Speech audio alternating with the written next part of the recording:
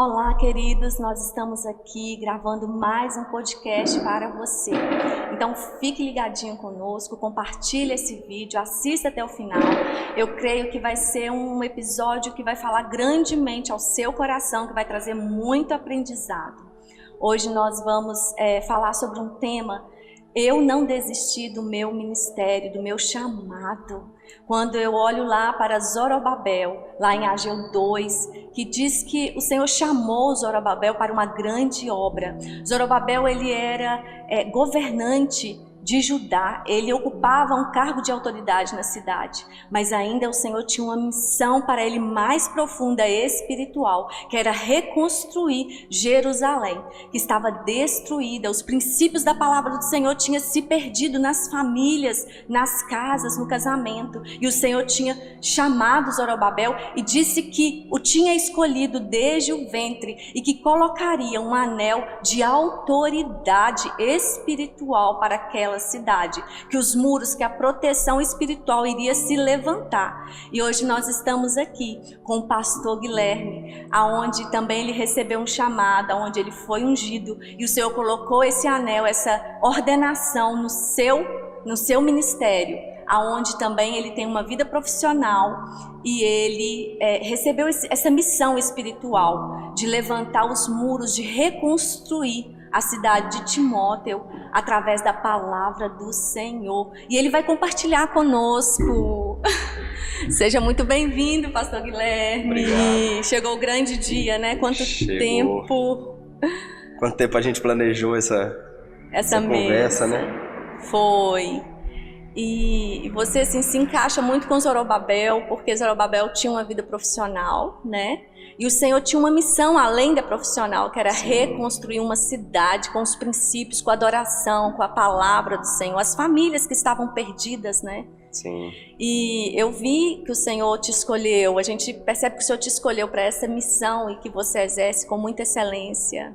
Obrigado. E é um privilégio você estar aqui, quanto aprendizado. Toda vez que a igreja para te ouvir, a gente vê que o Senhor te preparou, te tornou forte, te deu sabedoria para nos instruir, as famílias, a nossa casa. E eu creio que você tem muita coisa para compartilhar conosco. Amém. Na mesa. Amém. Obrigado pelo convite. E o pastor Guilherme, gente, ele é casado com a pastora Raquel. Ele tem um filho, um Henry. E vai ter muito mais ainda, tá? Profetizo aí um time de futebol. Amém. Amém. Ai, não sei se a minha esposa vai querer isso não, mas eu queria. Sim, você ama crianças, a gente vê a sua paciência, né? Gosto muito de criança. Eu sempre brinco assim, que tem duas coisas que amadurecem muito o homem, né? Que é o casamento e a paternidade. Eu acho que são as duas coisas assim, que são essenciais para um homem chegar de fato a uma maturidade, chegar a ser homem. Eu acho que o casamento e a paternidade são duas coisas fundamentais, né? Não que seja uma obrigação de todos, mas eu creio que é algo que nos ajuda a entender um pouco mais o coração de Deus e, enfim, eu amo ser pai. Amo mesmo. Que lindo. Queria ter mais. Se Deus quiser, eu terei mais. E fez um ano que você foi ordenado aqui na igreja? Eu fui ordenado no dia 27 de novembro. De novembro. Então fez um ano. Fez um ano. A gente está gravando agora em dezembro, fez um ano. Isso. Eu estava na igreja e eu lembro que você, quando o pastor te chamou, né? Você falou assim: hoje está se cumprindo a promessa de Deus. Sim. Na minha vida. Sim. É algo que você recebeu há muitos anos atrás. Sim. E você podia compartilhar, né? Desde o seu pai, tudo que aconteceu com o seu pai. Fica à vontade para o pessoal entender que você persistiu. Foi muita guerra, né? Foi muita guerra. Assim, a história meio de essa questão pastoral na minha família, ela começou com meu avô, com o pai do meu pai, que quando ele se converteu, ele profetizou sobre a família que a família seria uma família pastoral. E de fato, assim, meu pai era pastor, eu tenho vários tias que fizeram seminário, que são pastores. E são, assim, pastores abençoados e é interessante que são de várias denominações. Assembleia de Deus, meu pai era pastor da Betânia, eu sou pastor aqui na Somos Um, presbiteriano. Então, São pastores assim de denominações variadas, mas tudo isso começou com meu avô, com essa profecia do meu avô de que a nossa família seria uma família pastoral. E hoje eu tenho tios, tenho primos, eu tenho um casal de primos que são pastores da Batista Filadélfia em Brasília, o Ulisses mais a Ana, e são bênção lá, né? Tem assim abençoado vidas lá. E eu fico muito feliz pelo meu avô ter tido essa iniciativa, né, de orar pela família, de consagrar a família dele como uma família pastoral. E como você falou a questão do título de eu não desistir do meu propósito, eu acho que passa muito porque o que o meu pai passou com a questão do pastoreio foi algo assim que eu presenciei e não foi algo muito agradável, né? O meu pai na minha infância ele era pastor de uma igreja em BH e assim teve um problema da igreja tirá-lo sem um motivo aparente, simplesmente remover ele do cargo. E o meu pai ele era salariado pela igreja e assim num mês ele tinha um salário, no outro mês ele não tinha. Então meu pai teve que começar a se virar, teve que começar a trabalhar. E meu pai era muito trabalhador, então o que aparecia pela frente ele pegou para trabalhar para poder continuar sustentando a casa. Então eu meio que vi a igreja deixando de honrar um dos seus pastores, o que é algo que assim é completamente antibíblico, é algo errado, e que infelizmente acontece com muita frequência, né? A gente tem o apóstolo Paulo falando em uma de suas cartas, ele fala, olha, eu vou me gastar e vou me deixar ser gastado por vocês, embora eu receba menos amor de vocês, eu não me importo, eu vou me gastar por vocês. Então eu fico triste porque muitas vezes pastores, eles passam por situações, por pelejas, por falta realmente de honra daqueles que eles estão cuidando. Então você vê, Paulo fala muito sobre isso nas cartas dele. E assim, eu sei que muitas pessoas têm uma visão, principalmente pessoas de fora da igreja, têm uma visão muito ruim às vezes do pastor, né? Do pastor como um mercenário, como tá roubando a igreja e tudo mais. E eu sei que de fato isso existe, mas eu sei também que tem muita igreja que não valoriza o pastor que Deus colocou sobre eles. E eu vi isso acontecer com meu pai. E assim, eu vi o quanto isso... era um dos motivos para você não querer desistir. Olhando para isso e pensar assim, cara, eu posso ser muita coisa na minha vida, mas pastor eu nunca vou ser. Mas você acha Depois que do que eu vi meu pai passar... Mas você acha que isso desencadeou você querer fielmente buscar uma vida profissional? Não depender 100%?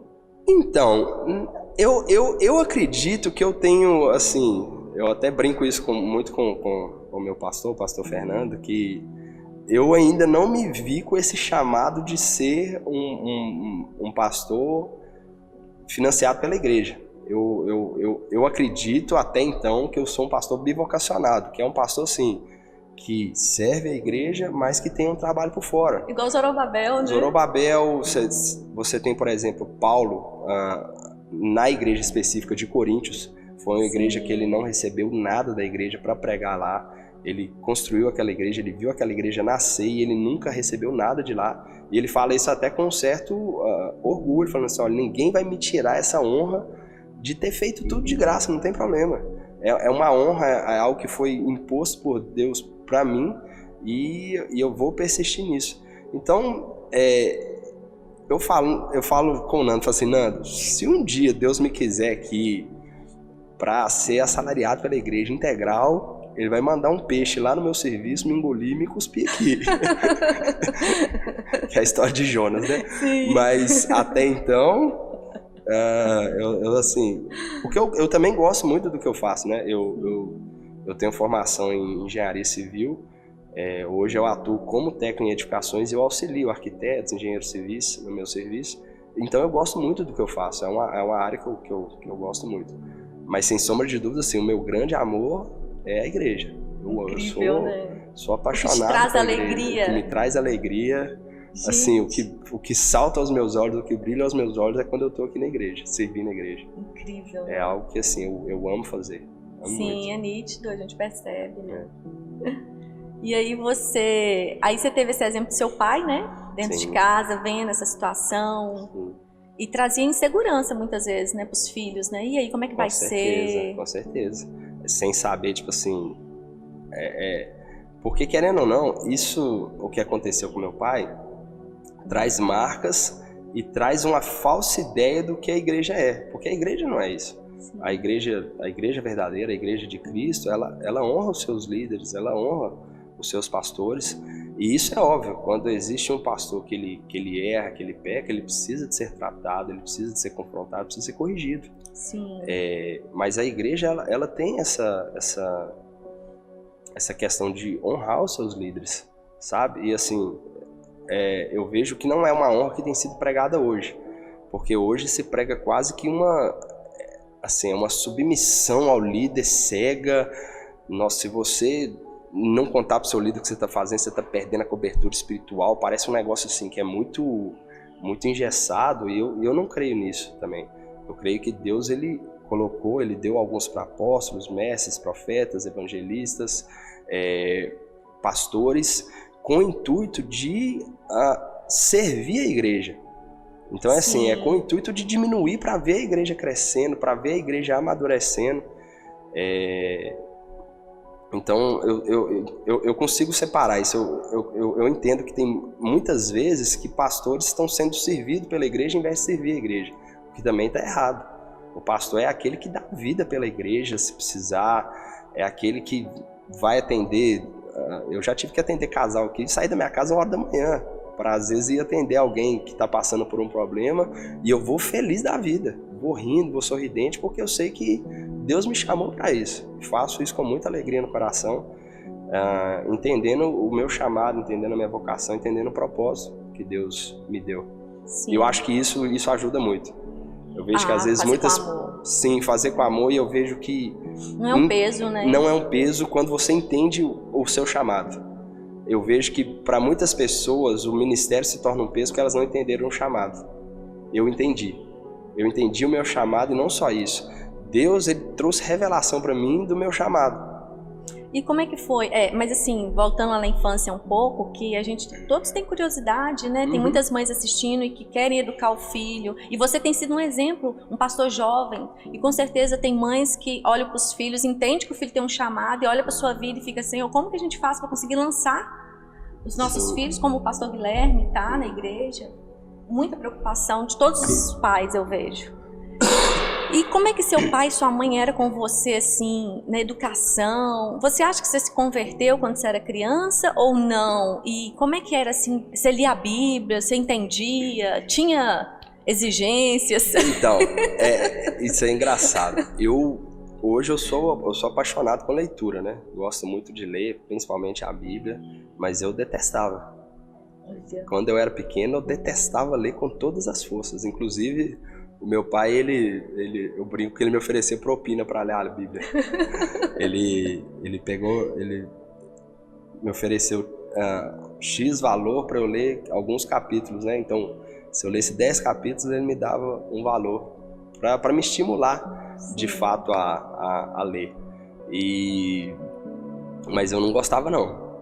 Só que, assim, eu entendo que os pais, eles são inspiração. E eu entendo assim que os filhos eles aprendem muito mais com aquilo que é visto do que com o que é falado, né? Sim. E graças a Deus, assim, os meus pais sempre foram inspiração para mim. Então, por exemplo, meu pai sempre foi muito fiel nessa questão, fiel com Deus, fiel à igreja. Quando eu era pequeno, quando eu crescesse, eu queria ser igual ao meu pai, porque ele era de fato, né, o meu herói. A minha mãe, mesma coisa. A minha mãe é a pessoa, assim, mais temente a Deus que eu conheço. Pessoa, assim, de um temor invejável. Você não ouvia seu pai ou sua mãe falando com você, meu filho, não quero que você seja pastor, você tá vendo como é que é difícil, não siga essa linha. Nunca. O meu pai, principalmente meu pai, ele sempre me incentivou. Apesar de ter passado tudo que passou, ele sempre me deu apoio, sempre me incentivou Ele via esse chamado também em mim, então ele sempre foi um incentivo para eu perseverar, para eu continuar. Então, assim, eles me foram um suporte.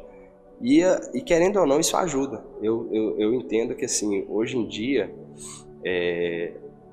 ter uma família estruturada é algo que está ficando cada vez mais escasso. Normalmente as famílias não são mais... hoje falta às vezes muita referência de pai. Você tem pais que abandonam a família, e isso é algo que tem se tornado cada vez mais normal. E isso é terrível, porque os filhos crescem sem uma referência. E seja a referência materna ou paterna, elas são imprescindíveis. Então é como se você estivesse aleijando o seu filho. Ele vai ter que ter uma muleta ali para ajudar ele a caminhar. E graças a Deus eu sempre tive tanto a referência do meu pai quanto a referência da minha mãe. Então eles com certeza foram um suporte que me ajudaram, que me incentivaram, que me... Assim, boa parte do que eu sou hoje eu devo a eles. Sim, com certeza. Eles investiram, eles lançaram, né? Eles entenderam Sim. O chamado, o temor, né? Sim, e eles entenderam assim, o valor de um filho que vem à terra, não é em vão, não é deles. Sim. E não somente isso, eu vejo que questão muito de posicionamento. Então, eu sempre pegava, né? Assim, às vezes eu... Sabe, pastor Guilherme? Pegava meu pai orando, quando eu pegava vejo... minha mãe orando, eu via essas coisas, ele em jejum. Então, querendo ou não, isso era algo que eu vi a prática. Não era simplesmente lá na igreja, eu via isso dentro de casa também. Foi construindo seu caráter, sim. Seu relacionamento com Deus. Eu vejo assim, ninguém pode impedir o chamado que Deus tem na vida de um filho. Uhum. Somente a própria pessoa, porque o Senhor nos dá livre-arbítrio. E muitas pessoas vão nos ouvir, né? Porque como você persistiu, como que você foi forjado e chegou até aqui. Tem muita gente paralisada porque ele está paralisado, ele não está querendo seguir esse chamado. Uhum. Porque eu vejo assim na minha situação, por exemplo, eu não tive os pais e o Senhor se cumprindo na minha vida o meu chamado. Sim, com independente certeza. do meu chamado, do meu passado. Com certeza, né? Com certeza. E aí você foi vendo essa busca do seu pai crescendo e foi... Aí como é que foi a sua transformação? Quando que você entendeu o seu chamado mesmo? Porque vem junto o chamado e transformação. Sim. E isso é interessante, porque às vezes a gente acha que assim, simplesmente levar a criança para a igreja, fazer os rituais cristãos, né? Vem para a igreja, batismo, essas coisas assim, a gente acha que só isso resolve. E, na verdade, ter um pai cristão, ter mãe cristão é algo muito bom, é uma referência, mas todos nós precisamos de passar pelo nosso vale, todos nós precisamos de ter a nossa experiência, ter o nosso encontro para a gente de fato se converter. Sim. Porque assim, você vê vários... eu tenho pessoas que eu conheço que os pais são cristãos, são pastores e que hoje estão muito desviados. Então assim, às vezes nascer num lar cristão não manda nada, né? Eu acredito que todos nós temos que ter o nosso encontro. Mas até isso, na minha casa foi incentivado. Os meus pais sempre falaram comigo dessa importância de, olha, você tem que ter a sua experiência. Você tem que ter o seu encontro. Por quê? Porque a fé dos seus pais não vão te salvar. A experiência dos seus pais não vão te salvar. Elas podem até te ajudar na caminhada, mas você precisa ter a sua experiência. E eu, de fato, tem tudo a ver assim, a minha experiência com o meu chamado, com o que Deus me chamou para fazer. Por quê? Eu era alguém na adolescência que eu estava dentro da igreja, eu estava dentro do lugar de intimidade, né? Mas eu não tinha intimidade. Então eu era meio que um cristão de fachada, que muito adolescente acaba sendo, né? Vai na igreja para agradar os pais e não tem de fato assim uma profundidade. E isso é algo que hoje eu olho e falo assim, gente, isso precisa ser corrigido. Você acha que você refletia a imagem do seu pai em quem Deus era, antes de você ser transformado? Eu acho que não, mas eu acho que assim, ter essa referência de pai me ajudou a entender mais a questão de quem Deus é. Porque eu entendo que o maior objetivo de Deus é que a gente o conheça como pai. Sim. Então, eu vejo assim, Satanás ferrando a paternidade de muita gente hoje, exatamente para que quando a pessoa chega na igreja, e na igreja alguém vai virar para ela e falar assim, olha, Deus é pai. Eu falo assim, não, então Deus não presta. Porque o meu pai não presta, a referência que eu tenho de pai é uma referência totalmente deturpada. Então, quando eu chego na igreja e vejo que Deus é pai, eu linko logo a paternidade que eu tive. Graças a Deus, como meu pai foi referência, isso aí não foi manchado, não foi maculado em mim, Ele né? fez um papel de pai, assim, excelente com você, de relacionamento, Sim. de sentar, de conversar. Sim. Você não tinha medo dele? Não. Inclusive, assim, o meu pai, uma das coisas que eu mais admirava nele era a questão da disciplina, por exemplo. O meu pai nunca me disciplinou com raiva, bravo, com ira. E sempre raro, tanto ele quanto a minha mãe, quando eles iam me disciplinar, eles sentavam comigo, me explicavam, falavam assim, olha, você errou nisso e nisso. E a Bíblia fala que você precisa ser corrigido. A gente não quer que você cresça achando que liberdade é libertinagem. Então a gente te ama, a gente vai te corrigir por causa disso. O meu pai nunca me disciplinou com exagero. Então, lá em casa, por exemplo, meu pai usava acho que era uma correia. Tem pai que usa vara, chinelo, enfim, né? A Bíblia fala sobre instrumentalizar a disciplina. Mas assim, meu pai nunca me deu mais de 3 correadas. E assim, sempre conversou, depois ele me abraçava, falava que me amava, orava comigo. Então assim, os meus pais foram exemplos para mim de paternidade, sabe? Pastor Guilherme. Então isso me ajudou muito. Nossa, te ajudou demais a construir o seu caráter, né, o psicológico. Por quê? Eu tive uma criação já na ira, debaixo da ira, do nervosismo, Sim. do grito. E aí, quando eu imaginava... O que é verdade para a maioria das pessoas. Quando eu imaginava Deus irado num trono. Isso assim, 30 anos, pensa. Isso não saiu da minha cabeça. Um Deus irado. Sempre quando eu chegava perto dele, eu chegava tremendo de Deus. Que tá com um raio na mão, esperando eu não conseguia orar. Esperando você cair pra te dar jogar um raio na sua cabeça. Eu imaginava um Deus muito irado, muito bravo, sim, sabe? Com a vara na mão, assim, preparado pra vingar, né? E quando eu descobri esse pai amoroso, gente, meu Deus, dá vontade de gritar, não, existe um pai. Sim. Existe um pai muito amoroso. E eu vejo que talvez assim, essa é uma das amarras que muitas pessoas ainda têm. Debaixo. De enxergar Deus apenas como Deus e não como pai.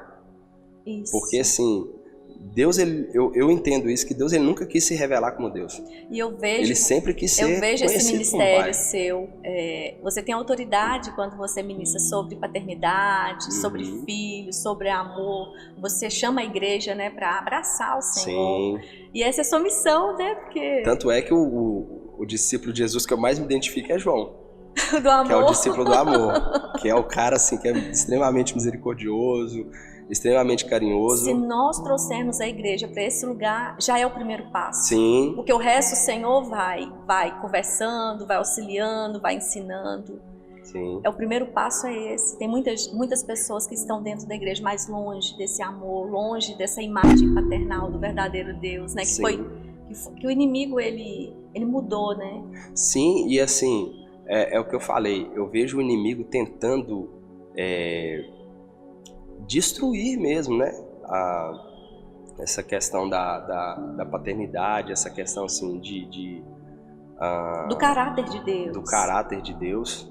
Guilherme, quando alguém quer desfazer da autoridade de uma pessoa, as pessoas começam a acusar, a atacar o caráter, a diminuir, a tentar manchar o nome da pessoa, o nome que a pessoa carrega, quem a pessoa é. Sim, sim. E o adversário, ele faz isso, ele tenta desmitificar, ele tenta mudar o caráter de Deus, uma coisa que não é na vida das pessoas, o nome de Deus, quem é Deus, para distanciar, desvincular, né? Sim. Para que Deus não tenha autoridade sobre a casa e a vida da pessoa. Sim. E é por isso que eu falo que assim, que a luta ferrenha do diabo é tentar ferrar a forma como nós enxergamos um pai. Porque isso vai mudar a forma como nós enxergamos Deus. E assim, você perguntou a questão da conversão, né? Eu te falei que na adolescência eu era um crente fachada, né? Estava num lugar de intimidade, mas não desfrutava da intimidade. Até que eu passei por, de fato, a minha experiência com Deus. Eu tive o meu encontro com Deus em um retiro. E desde que eu tive esse encontro com Deus, a minha vida foi transformado. E é interessante que o Espírito Santo sempre me incomodou e sempre colocou no meu coração: Guilherme, eu vou usar você para pregar para crente. Eu vou usar você para pregar para cristãos. Olha. Porque você foi um crente safado, né? Sim. Você foi um crente assim, que estava lá na igreja, que tomava ceia, que estava lá participando dos cultos, fazendo todos os rituais religiosos, mas que não tinha intimidade comigo. Nossa. Você simplesmente estava lá cumprindo uma demanda, mas você não estava tendo relacionamento comigo. Sim. E não é isso que eu desejo para os meus filhos. O que eu desejo para os meus filhos é que eles tenham de fato uma intimidade comigo, que eles não estejam apenas no lugar de intimidade, mas que eles tenham lugar na intimidade. Que eles tenham, porque é diferente.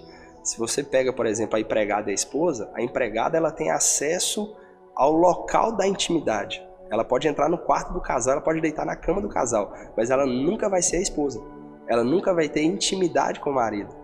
Então eu vejo que tem muita gente se contentando em simplesmente estar num lugar, num ambiente de intimidade, mas não ter intimidade, não ser transformado pelo relacionamento com Deus. E é isso que Deus quando eu entrava, chama, pastor Guilherme, eu lembro, quando chegava a hora de eu entrar na igreja, na hora que eu pisava dentro da igreja, o meu coração já acelerava, porque o medo que eu tinha de Deus. Olha como é que é gravíssimo isso. O meu coração acelerava e ficava muito forte, eu ficava muito ansiosa, até eu sair da igreja. Olha Sim. Como é que o negócio foi sério. Sim. O medo, né, de estar na casa de Deus. Sim. E aquele louvor, né? Eu não sou mais escrava do medo. Não sou mais escravo do medo. Sou filho de Deus. Sou filho de Deus. Quando a gente encontra, né, em Deus essa paternidade, gente, não somos mais escravos desse medo. É algo maravilhoso. E assim, e é interessante que Deus, Ele é o nosso Pai. Eu vejo que às vezes muitas pessoas que foram feridas nessa paternidade, elas acabam tentando buscar essa paternidade em outros homens. Então busca essa paternidade no pastor, o pastor é meu paizão e tudo mais. Eu acho isso até bacana porque como eu não tive problema com isso, eu nunca tive essa questão com o meu pastor. Eu nunca tive essa dependência emocional de paizão e tudo mais, porque eu sempre fui bem resolvido Sim. com relação a isso. Então eu acho que isso ajudou muito no meu relacionamento com o meu pastor, por exemplo. Sim. E entender assim, que Deus é o meu pai, Deus está cuidando de mim, Deus ele zela por mim, ele usa pessoas, né, para fazer isso, mas Deus cuida de mim. E o meu chamado, eu entendi ele, o Espírito Santo falou claramente sobre paternidade. Mas quando você olha para Deus, assim, Deus tem infinitas características. Sim. Qual que é que te chama mais atenção? Porque quando a gente olha para uma pessoa, a gente olha assim, nossa, isso aqui, eu me identifico tanto com essa pessoa tem essa qualidade e tal. Qual que te chama mais atenção das características de Deus, assim, para você? Nossa, assim, tem várias características de Deus que eu acho fascinantes. Todas elas, né, são fascinantes. Nossa. Assim, a que me chama mais atenção, talvez seria o amor e a misericórdia de Deus. A insistência de Deus, porque eu olho para mim mesmo e eu não vejo motivo para ser tão amado. Eu olho para mim mesmo e eu não encontro em mim por que Deus me ama tanto assim. Eu já perguntei isso muito para Deus, assim, Deus, por que o Senhor me ama tanto assim? Por que o Senhor me ama do jeito que o Senhor ama? Porque eu não faço nada para merecer o amor do Senhor. Eu não faço nada para ser tão amado, para receber tanto do Senhor dessa forma, e mesmo assim o Senhor me ama. Tem uma frase, eu acho que é do Paul Washer, que ele fala assim, olha, diariamente eu dou diversos motivos para Deus, para Ele deixar de me amar. Para todos esses motivos, Deus continua me amando com seu amor. Então assim, esse amor de Deus, que é um amor perfeito, que é o verdadeiro amor, que é um amor assim que ele não é que Deus passa a mão nos nossos erros, porque Deus ele nos trata, até porque Ele nos ama, Ele corrige os nossos erros, Ele nos disciplina, mas assim, Deus ele nos olha por quem nós somos e não pelo aquilo que nós fazemos. Então isso me chama muita atenção, de entender que Deus olha para mim e fala assim, cara, o Guilherme não é o que ele faz, é quem ele é. O Guilherme é um filho. E eu tento transmitir isso para as pessoas.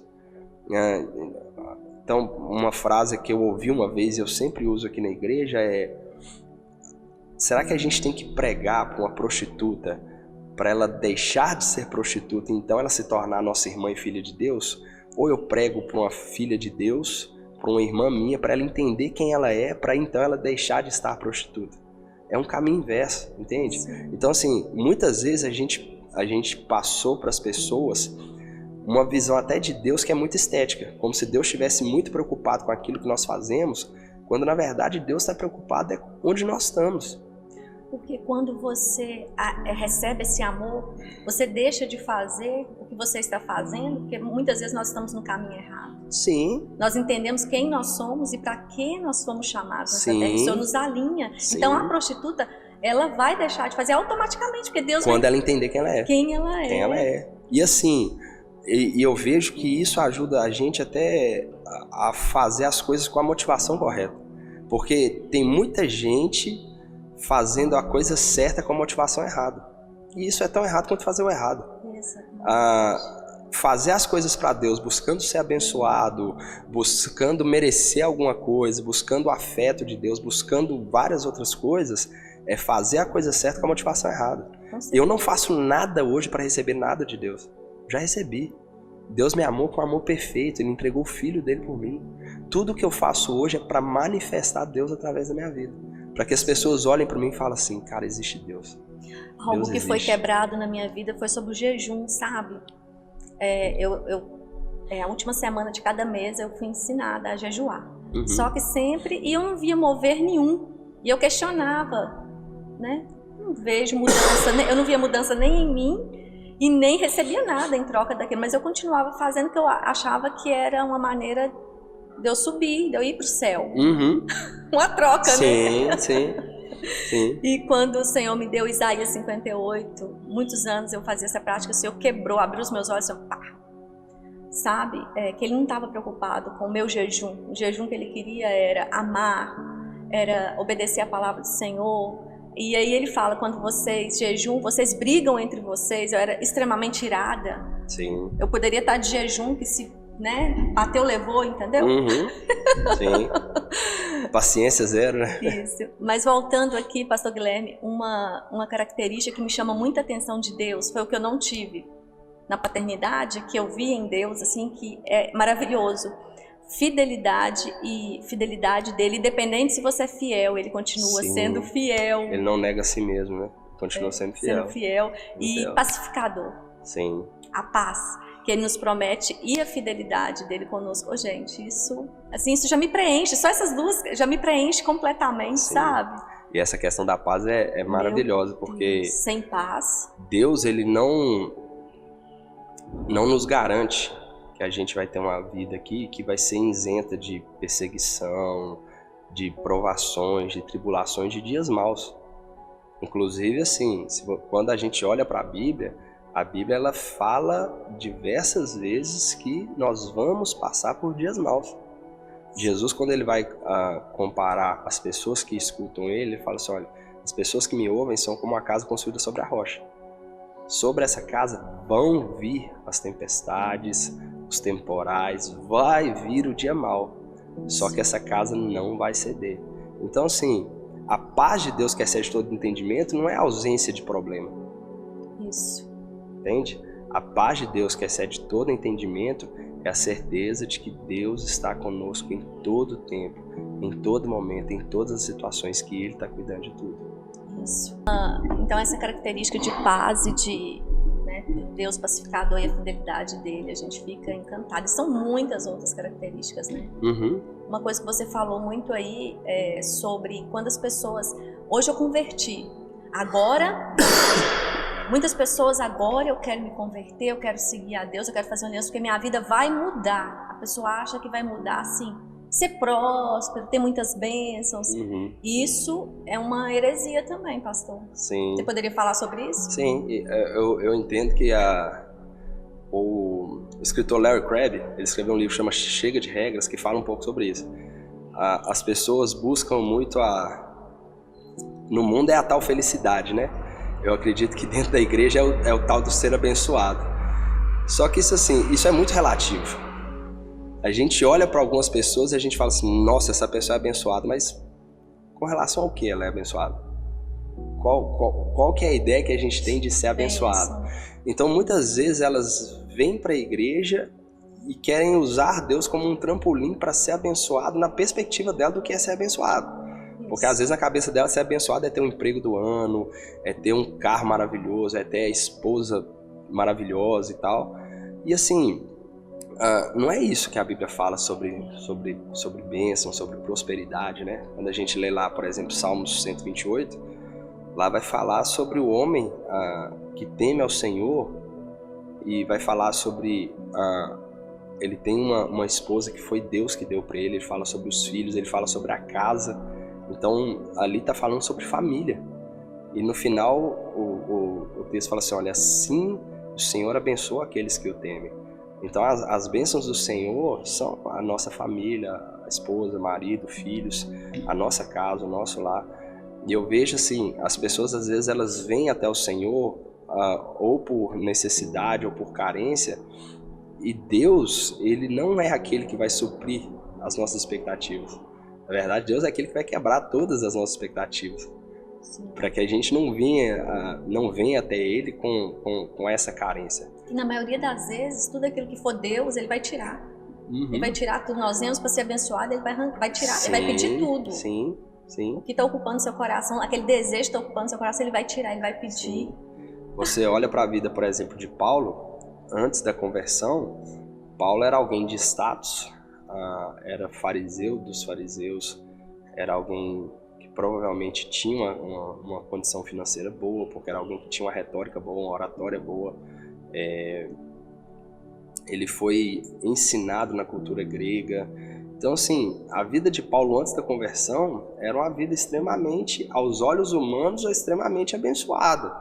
Era alguém assim que tinha de tudo do bom e do melhor.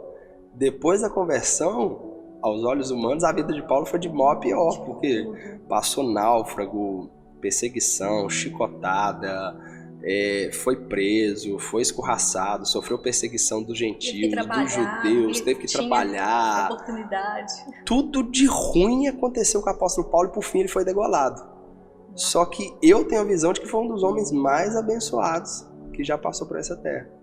Ele não era abençoado pelas coisas que ele tinha ou pelo que aconteceu, por quem ele era.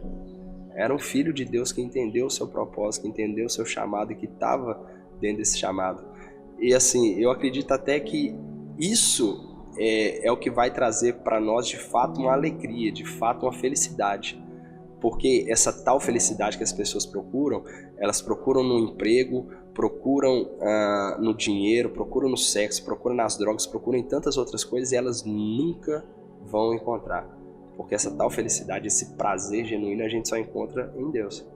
Então, quando a gente encontra esse prazer em Deus, as outras coisas elas passam a fazer sentido.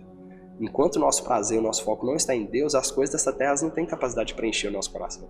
Quando você teve esse encontro com Deus lá no retiro, você tinha complexo de inferioridade? Tinha alguma coisa assim que você foi curado, vergonha, alguma coisa assim? Vergonha?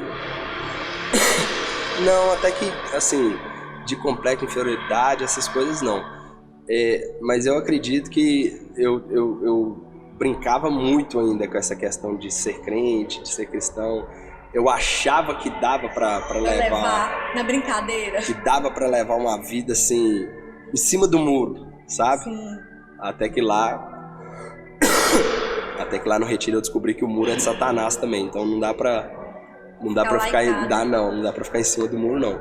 Ou a gente tá com Deus ou a gente não tá. Aí nesse retiro você entendeu que você um dia seria pastor?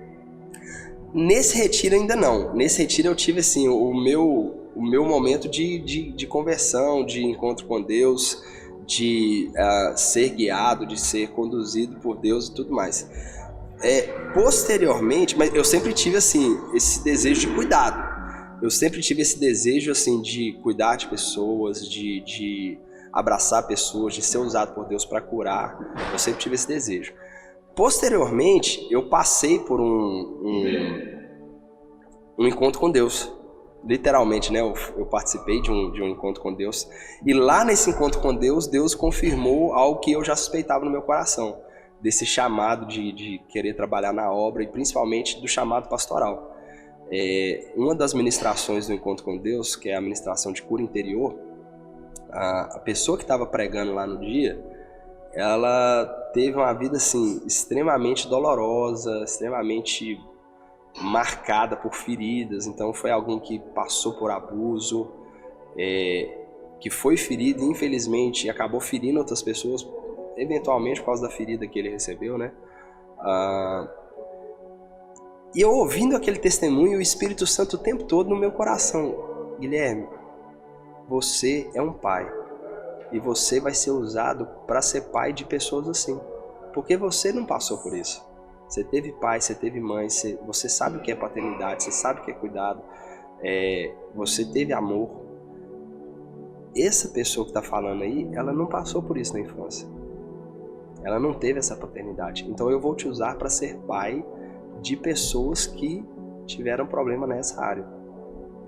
E no final dessa ministração, um dos rapazes que estava lá servindo não me conhecia, e ele chegou perto de mim e pediu para me dar um abraço. E ele falou assim: eu posso te dar um abraço? Eu falei: pode, eu amo abraço. Aí ele me deu um abraço e ele virou no meu ouvido e falou assim: cara, você é um pai. Você é um pai. O Espírito Santo quer te usar. Tudo que o Espírito Santo já tinha falado comigo, ele falou exatamente a mesma coisa no meu ouvido. O Espírito Santo quer te usar para ser pai de pessoas igual o ministrador, que não tiveram essa paternidade, que não tiveram esse cuidado, e Deus vai te usar para cuidar de pessoas assim. E de fato, assim, depois que eu virei, até mesmo antes de ser pastor, eu nunca entendi isso, mas as pessoas têm uma facilidade enorme de chegar até mim para se abrir, para buscar conselho. E a maioria delas realmente são pessoas que têm problema com paternidade. Sim. Com paternidade. Incrível. Incrível. E aí você até comentou, né, seu pai separou, né, mas você já estava casado. Já estava casado. Então você teve esse fundamento com os pais juntos. Sim. Foi no momento que você já estava... Já. Que não interferiu tanto nessa perda, sim, distância de vocês. E assim, até mesmo diante disso, eu ainda consegui me posicionar com o que ele me ensinou mesmo, né? O meu pai sempre me ensinou a questão da unidade do casamento, da eternidade do casamento. Então, até assim, nessa questão do meu pai separar, eu ainda pude ministrar sobre a vida dele, do quão importante era manter o casamento, sobre a unidade do casamento. Você auxiliou, né? Sim, auxiliei. Deus me honrou tanto nessa questão da paternidade que eu pude colocar o meu pai no colo, chorando, por causa de coisas que ele estava passando, por causa de momentos da vida dele que ele passou e de coisas que ele não conseguia se perdoar. E eu pude colocar ele no colo e ser um pai para o meu pai. Aí eu já vejo que a gente estava comentando sobre o chamado, depois Deus vem da autoridade. Uhum. Ali estava sendo passado a autoridade do pai para o filho. Uhum. Olha onde começou sua autoridade aí, sobre paternidade. Você consegue enxergar? Sim. Incrível, eu não tinha pensado nisso. Sim. Então, assim, eu tive essa oportunidade de ministrar sobre o meu pai como uma figura paterna mesmo. De poder cuidar, de poder servir. Você pode comentar, seu pai entrou com uma depressão? Sim. Posteriormente, meu pai ele teve uma crise depressiva, ele tentou o tratamento, né? Não conseguiu e infelizmente a depressão ele tomava medicação? Levou meu pai. Meu pai ele tinha uma certa resistência com medicação. Antigamente. Ele achava que a medicação ia torná-lo refém dela, né? O que de fato assim, acontece muitas vezes, mas eu entendo que existem alguns casos que realmente a solução é a medicação, né? Meu pai estava sofrendo com privação de sono. Não. Então quem sofre com privação de sono tem que tomar remédio mesmo. A mente não funciona direito. Tem que tomar remédio para dormir mesmo. Aí infelizmente meu pai não conseguiu vencer essa luta contra a depressão. E eu perdi meu pai em 2021. Né? Recente, né? 2 Recente, anos. 2 anos. Fez em setembro agora. Ele faleceu no dia do aniversário dele, dia 4 de setembro. No dia do aniversário? Que mistério, hein? E ele ficou com essa enfermidade quanto tempo, assim, mais aflorada? Uns 3 meses. Foi bem rápido. Foi pouco tempo. Achei que era anos. Mas na verdade, meu pai já tinha passado, né? Na adolescência dele, quando era jovem, né? 20 anos, mais ou menos. Ele já tinha passado por crises depressivas e tudo mais, mas nada assim que foi tão forte, né? Tão grave. Até mesmo depois de velho, ele teve um início de depressão também, mas que foi curado. Mas essa aí, ela veio uma onda mais forte, bem mais forte. É. E aí, e você aceitou essa perda, assim? Teve um tempo de luto ou não? Então, eu tive o tempo de luto, mas assim... Quanto tempo? Não foi muito tempo, não. Não foi... Assim, até hoje eu ainda choro. Sim, é normal. Tem coisas que me fazem lembrar o meu pai e eu me pego chorando. Mas assim, eu sou muito bem resolvido quanto a isso por causa do meu entendimento com relação a Deus. A vontade de Deus. A vontade de Deus. Eu entendo que a vontade de Deus ela é boa, perfeita, agradável e é soberana. E assim, às vezes às vezes as pessoas se apegam demais àquilo que elas querem, não àquilo que elas precisam. Deus não vai me dar o que eu quero. Deus não está aqui para satisfazer nenhuma expectativa, suprir nenhuma expectativa minha. Esse tema é muito bom você falar, pastor Guilherme, porque tem muitas pessoas que estão presas ao luto, revoltando contra Deus, porque nós estamos falando muito de relacionamento com o nosso Pai, as características de Deus, o Senhor está nos guiando a isso, né? Sim. As características do Senhor, esse amor com o Senhor. E o meu esposo, por exemplo, ele ficou 2 anos preso ao luto, dentro da igreja, e não conseguia sair, é tipo uma caverna, sabe? Eu resolvi o meu luto, acho que no dia do velório do meu pai. Sério? Foi muito rápido. Porque lá mesmo no velório eu falei assim, gente, lá tinham muitos cristãos, familiares, né? E eu falei assim, olha, talvez muitas pessoas olhem para o que aconteceu com meu pai e algumas delas se perguntem, onde que está Deus? Sim. Por que Deus deixa essas coisas acontecerem? Será que Deus não está atento? Será que Deus não está ouvindo? Eu falei assim, gente, Deus está onde Ele sempre esteve, num alto e sublime trono. Deus, eu sempre tive entendimento, Amanda, que assim, se Deus quisesse hoje pegar a terra e lançar ela no inferno com todo mundo, Ele continuaria sendo justo, bom, santo, porque não tem ninguém que merece nada de Deus. O homem pecou, o homem foi destituído e a palavra fala que o homem se tornou inútil para o propósito do Senhor. Então não há ninguém que faça o bem, não há nenhum justo. O que Deus faz para nós é bondade dele, é misericórdia dele para com as nossas vidas. Então assim, é interessante que no dia do velório do meu pai, uma mulher que estava lá, ela conhecia meu pai há muito tempo e ela falou comigo, ela falou assim, Guilherme, Deus está te permitindo passar por muitas coisas para te amadurecer. Até isso que pra tem, te forjar, até o que aconteceu com seu pai, Deus usa de uma situação ruim para trazer um ensinamento para você, para trazer uma maturidade para você, para te fazer crescer. Então, se apegue a isso, busque cada vez mais a Deus. E assim, Amanda, eu aprendi que nada nos permite estar tão próximo de Deus quanto o sofrimento. Exatamente. Sofrimento é uma das coisas que assim, mais nos aproxima do Senhor. Você já percebeu que antes do Senhor nos fazer a gente subir um nível, vem o sofrimento? Sim. Para a gente estar preparado, porque aonde Ele quer nos colocar, o que Ele quer fazer, como Ele quer nos usar naquela situação. E assim, o escritor aos Hebreus fala que Jesus, embora sendo filho, Ele aprendeu a obedecer por meio daquilo que Ele sofreu. Então, se Jesus, que era filho, veio para essa terra e aprendeu a obedecer por meio do sofrimento, imagina eu. Sim. Entende? E eu vejo que assim, eu vejo que o sofrimento, o dia mau, ele tem um papel muito importante de nos fazer refletir, de nos aproximar mais de Deus, de nos fazer conhecer mais a Deus, porque normalmente não são os tempos bons que nos forjam, são os tempos maus. É o dia mau que nos forja, que forja o nosso caráter, porque servir a Deus quando está tudo bem, servir a Deus quando a nossa vida está toda boa, é muito tranquilo. Sim. Agora, servir a Deus como Paulo, debaixo de perseguição, debaixo de injúria, debaixo de difamação, náufrago, chicoteado, aí sim a nossa fé é colocada à prova. E é essa posição que o Senhor quer nos encontrar. Exatamente. Mas assim, voltando, pastor Guilherme, que eu lembrei, sobre o seu amor pela leitura, quando que surgiu? Sempre que você falou, eu achei que você tinha crescido apaixonado, eu imaginava aquela criança assim, lendo 24 horas. Eu sempre detestei ler, detestava ler. E foi meio que uma disciplina que eu criei.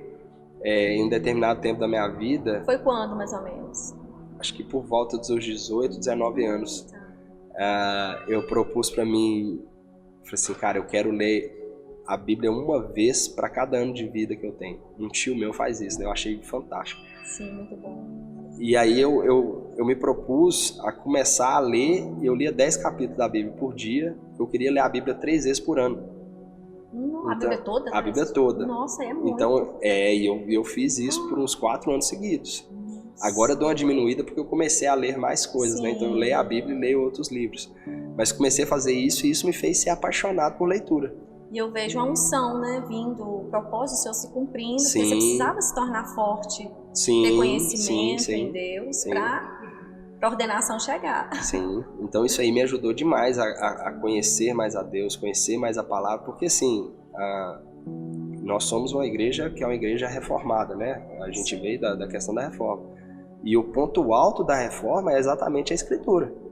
Sim. É o solo a Escritura, né? Exatamente. Porque é disso que deriva todos os outros pontos. A gente conhece a Deus através da palavra, a gente conhece Jesus através da palavra, a gente conhece a glória de Deus através da palavra. Então, a Escritura, ela tem ela é a chave, né, que nos mostra. A fé vem pelo ouvir a palavra de Deus.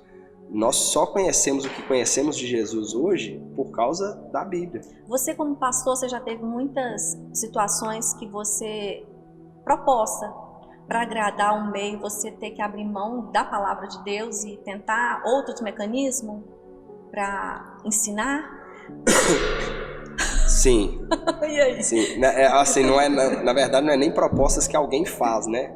Muitas vezes a gente, principalmente pastores, tem às vezes uma cobrança muito grande que nem é de Deus, mas é uma expectativa, às vezes, da igreja e tal, de querer ver a igreja crescendo, às vezes de querer ver a igreja cheia e tudo mais. E muitos homens, pastores, caem nessa tentação de, às vezes, trazer Paulo fala sobre isso em 2 Coríntios 4, de adulterar a palavra de Deus, de deixar a palavra de Deus mais palatável para que as pessoas queiram se aproximar. Isso aí sempre eu acho que sempre vai ser algo que vai bater a porta, né? Sim. Eu, graças a Deus, eu nunca tive esse cair nessa tentação, não. Sempre mantive posicionado. Até porque, assim, uma coisa que eu falo aqui na igreja é que eu não estou aqui para agradar ninguém. O meu objetivo aqui é agradar a Deus e fazer a vontade de Deus. Então, quando eu estou pregando aqui na igreja, se tiver 5 pessoas, 10, 15 ou 1000, eu vou pregar da mesma forma, porque eu estou fazendo para Deus. E assim, para mim, eu acho que a escritura é algo negociável. Eu vejo que hoje em dia as pessoas elas valorizam mais a opinião do que a palavra, e para mim isso é totalmente errado. A nossa opinião, ela tem valor nenhum. O que importa é o que a palavra fala. Sim. Quando alguém me pergunta algo assim, sério, que eu preciso de posicionar, aí a minha mente vai na palavra. Porque eu não posso trazer... A minha palavra, para mim, não define nada. O que define o que a Escritura pensa a respeito daquela situação. Para eu ser justa, porque eu não vou ser justa se eu for julgar. Eu lembro até de uma frase que a gente falava muito quando eu era novo, tipo assim, no seu lugar, o que Jesus faria? E eu até mudei isso depois de um tempo, assim, gente, no meu lugar, o que a Bíblia manda eu fazer? Porque às vezes, quem sou eu para presumir o que Jesus faria ou não? Porque nessa presunção teve muita gente que fez muita coisa errada, né? Porque achou que Jesus agiria de um jeito, mas Jesus, ele deixou a palavra dele. Então, o que eu falo para todas as pessoas é, gente, sejam apaixonados pela palavra. Tenham intimidade, queiram conhecer mais a Deus, e o conhecimento de Deus, ele vem através da palavra. Tudo para a vida, tudo que você for fazer na vida, olhe para a palavra, que a palavra vai trazer direcionamento. Eu vejo muita gente hoje, por exemplo, falando sobre igreja. Minha igreja não é assim, não é assim, não é assim, assado. É bíblica. Se a sua igreja é bíblica, você está num bom lugar. Exatamente. Se ela não é, procura uma igreja que é bíblica. Procura uma igreja que é fundamentada na palavra. Porque a palavra é o que importa. Sim. Inclusive, eu incentivo os membros da igreja. Eu falo assim, gente, vocês me vêm pregando, vocês me vêm falando, não fica me olhando não. Vai na palavra. Se eu estiver falando algo que está contra a palavra, me confronta, me exorta.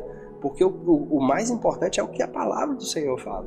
Sim, porque eu vejo, não tem como negociar a palavra, pastor Guilherme, porque foi a palavra que nos transformou. Um dia não foi um homem pôr a mão na nossa cabeça, não foi uma palestra, não foi um psicólogo, foi a palavra na íntegra. Tudo que está escrito ali do início ao fim entrou, nós nos alimentamos, movimentou a nossa mente, a nossa alma, mudou, nós nascemos de novo.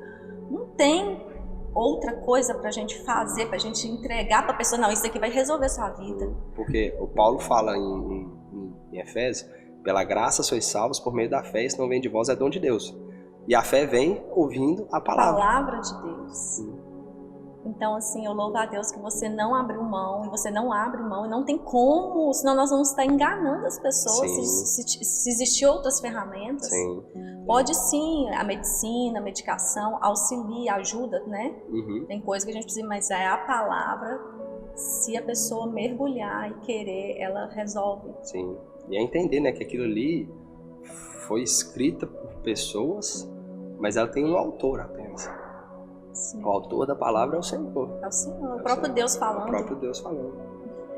E aí você resolveu escrever, então, um livro. Escrevi meu primeiro livro.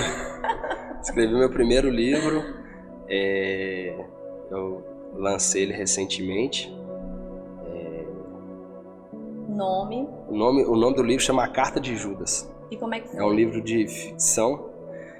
Então, quando eu passei pelo meu encontro com Deus, o meu pastor hoje aqui, o pastor Fernando, no final do encontro ele orou pela minha vida e ele falou assim: Guilherme, Deus está me mostrando aqui que você tem muitos escritos, muitas palavras suas que não são suas, que não vão ficar guardadas, elas vão ser escritas, elas vão virar livro, você vai pregar isso em outros lugares e tal.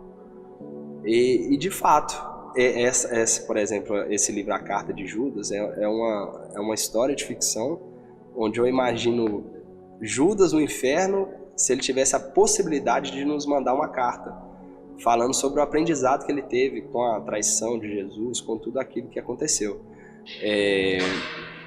E foi uma pregação que eu ministrei na igreja sobre essa Carta de Judas e que acabou se tornando um livro. Eu já estou escrevendo os próximos, mas esse foi o primeiro assim que se tornou um livro mesmo. Que bênção! E tinha quanto tempo esse livro estava guardado? Você já tinha começado? Estava guardado há uns 6 anos. Nossa! Muito tempo. E você olhava e falava, isso vai se tornar um livro. Cada dia você escrevia um pouquinho? Na verdade, verdade foi de fato uma ministração que eu fiz. E assim, eu sou muito metódico quando eu estou fazendo ministração, gosto muito de estudar e tal, então gasto um bom tempo quando eu vou preparar uma ministração. E era uma ministração assim que a ministração ela se chamava A Carta de Judas. E qual a parte mais forte desse livro? A parte mais forte do livro para mim é quando Judas fala sobre essa questão do auto-perdão. Porque eu vejo que um dos problemas na vida de Judas foi que ele não conseguiu se perdoar por aquilo que ele fez. Porque assim, a gente conhece o Senhor que disse perdoar o irmão 70 vezes 7, se for preciso. Então, Judas, ele não foi perdoado porque ele não foi até Jesus. Se ele tivesse ido até Jesus, Jesus não ia virar, não vou te perdoar. Jesus teria perdoado Judas. Sim. Então, ele não foi até Jesus, ele foi até os homens, devolveu as moedas e ele não conseguiu conviver com esse sentimento da culpa do que ele tinha feito. E por causa disso, ele tirou a própria vida. E eu vejo... Eu sei de pessoas que já chegaram a cometer o suicídio exatamente porque não conseguiram se perdoar. Porque fizeram muitas coisas na vida e foram coisas graves e olhar para si mesmo e falar assim, cara, isso não tem saída. Isso não tem perdão. Isso não tem perdão. E eu vejo que isso é um dos grandes ensinamentos. Essa questão da culpa é muito forte. Muito tem muitas pessoas que precisam de ler esse livro. E o Senhor, quando a pessoa estiver lendo, vai curar pessoas. Sim, eu orei muito. Tem pessoas que estão presas na culpa de abuso sexual, sofreu abuso e está presa achando que a culpa foi da pessoa. Sim.